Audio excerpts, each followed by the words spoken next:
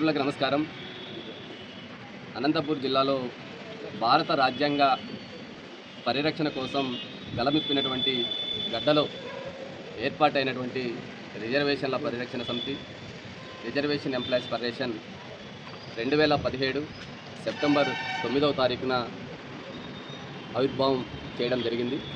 ఈ సంస్థ ద్వారా 2018 ఏప్రిల్ 10న డాక్టర్ బిఆర్ అంబేద్కర్ గారి మనవరు ప్రకాష్ అంబేద్కర్ గారిని ముఖ్య అతిథిగాను 10 రాజకీయ పార్టీలకు సంబంధించినటువంటి డెలిగేట్స్ని భారత రాజ్యాంగాన్ని పరిరక్షించండి, రిజర్వేషన్లని కాపాడండి, ప్రభుత్వ రంగాన్ని పరిరక్షించండి, ప్రైవేట్ కార్పొరేట్ రంగంలో రిజర్వేషన్లు అమలు చేయండి, చట్టసభల్లో బీసీలకు రిజర్వేషన్లు కల్పించండి అని ఈ 5 డిమాండ్స్తో అనంతపూర్ నగరం నడిబొడ్డున దేశంలోనే మొట్టమొదటి రాజ్యాంగ పరిరక్షణ కోసం జరిగినటువంటి సభను జిల్లాతో పాటు రాష్ట్రంతో పాటు దేశంలో ఉన్నటువంటి ప్రతి ఒక్కరికి కూడా మేల్కొల్పేటువంటి చైతన్యాన్ని రగిలించినటువంటి అనంతపూర్ జిల్లాలో ఉన్నటువంటి బీసీ ఉద్యోగులు, ఎస్సీ ఉద్యోగులు, ఎస్టీ ఉద్యోగులు, మైనార్టీ ఉద్యోగులతో పాటు బీసీ, ఎస్సీ, ఎస్టీ, మైనార్టీ యువత, ఆ యొక్క సామాజిక దృక్పథం కలిగినటువంటి మీడియా కూడా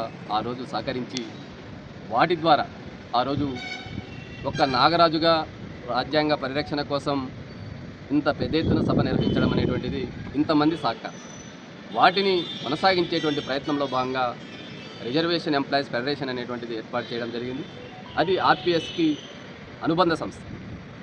రెండవది రిజర్వేషన్ యువతని, రిజర్వేషన్ విద్యార్థి, రిజర్వేషన్ మహిళ, 5 వింగులతో ఏర్పాటైనటువంటి రిజర్వేషన్ల పరిరక్షణ సమితి ఈ మధ్య కాలంలో 2023 గ్రాడ్యుయేట్ ఎమ్మెల్సీ ఎన్నికల్లో నాగరాజు స్వతంత్రంగా కొన్ని వర్గాలతో, రాజకీయ పార్టీల మద్దతు, ప్రజా సంఘాల మద్దతుతో పోటీ చేయడం వల్ల ఆ ఎన్నికల్లో వచ్చినటువంటి ఫలితాల తర్వాత నా వ్యక్తిగత కారణాల వల్ల యాక్టివ్గా ఈ యాక్టివిటీస్లో పార్టిసిపేట్ చేయలేదు తప్ప ఆర్పిఎస్, ఆర్ఈఎఫ్, వాటి అనుబంధ సంఘాలు ఎవరికి వారు ఈరోజు రిజర్వేషన్ ఎంప్లాయీస్ నిరంతరం సమాజంలో చైతన్యం కలిగినటువంటి విద్యావంతులు, ఉద్యోగస్తులు కాబట్టి వారు నారాయణ నాయక్ ఆధ్వర్యంలోను, నాగభూషణ్ గారి ఆధ్వర్యంలోను వారికి చేతనైనటువంటి కార్యక్రమాలు నిరంతరం కొనసాగుతున్నాయి, నిజాయితీగా కొనసాగుతున్నాయి. ఇంతవరకు ఒకటే మీడియాలో కొద్దిమంది మిత్రులు, వారు మొన్నటి వరకు ఇదే ఎడమవైపు కుడివైపు ఉన్నటువంటి వారే, వారి గురించి మనం కామెంట్ చేయదలుచుకోలేదు. మీరు సమాజానికి సేవ చేయాలనుకుంటే అనేక ప్లాట్ఫామ్స్ ఉన్నాయి. ఆ సేవలో భాగస్వాములు అవుతామని చెప్పి నా ఎంట నడిచారు, దానికి కృతజ్ఞత తెలియజేస్తాను. మీకు నచ్చలేదు, వెళ్ళిపోయారు. కాబట్టి మీకు నచ్చినటువంటి ప్లాట్ఫామ్ తయారు చేసుకొని కార్యక్రమాలు కొనసాగించుకుంటే మాకు ఎలాంటి అభ్యంతరం లేదు.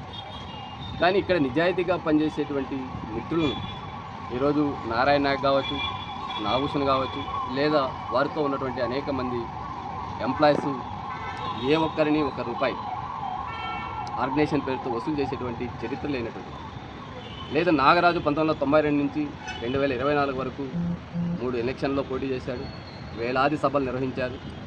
ఎక్కడైనా ఆర్గనైజేషన్ పేరు పెట్టి వసూలు చేయడమో, దందాలు చేయడమో, బెదిరించడమో జరిగితే వారు మాట్లాడినటువంటి వ్యాఖ్యలకు వాటిలో 1% అన్న వాస్తవం ఉంటే దాన్ని ప్రూవ్ చేస్తే స్వచ్ఛందంగా వారు ఇచ్చేటువంటి ఏది తీర్మానం చేస్తే దాన్ని కట్టుబడి ఉంటారు. అనవసరమైనటువంటి వ్యాఖ్యలు, ఇది ఆధిపత్య రాజకీయాలకు, పెత్తందారి వ్యవస్థకు, బూర్జువా మనస్తత్వం ఉన్నటువంటి వారిని వ్యతిరేకించడానికి ఏర్పాటైనటువంటి సంస్థ ఆర్పిఎస్.